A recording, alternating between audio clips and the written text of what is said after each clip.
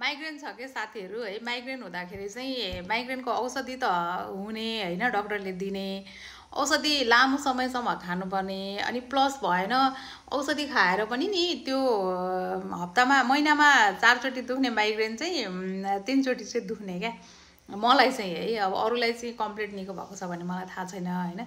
अनि अहिले मैले आयुर्वेदिकमा चाहिँ यो स्याउमा चाहिँ यसरी ल्वाङ गाडेर रातभरि राख्ने, अनि बिहान खाली पेटमा चाहिँ यो खाने भनेर भनिया छ हैन।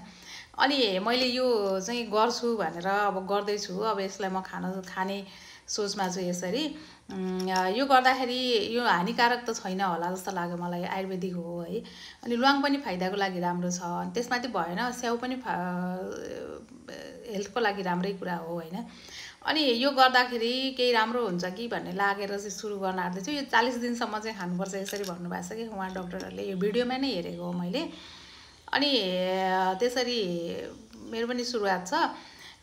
यसको रिजल्ट के आउँछ म तपाईहरुलाई 40 दिनपछि सेयर गर्छु हैन। मलाई जहाँसम्म लाग्छ यो ठिकै हुन्छ कि जस्तो लाग्यो। यो खाली पेटमा खाने जुरुक्क उठेर बिहान, अनि यो ल्वाङलाई चाहिँ दिनको 2टाको दरले चाहिँ मुखमा लिइराख्ने भन्दो रहेछ क्या।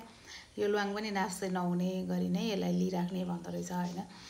अब यो गरौँ न, म यसको रिजल्ट तपाईहरुलाई 40 दिनपछि दिन्छु है।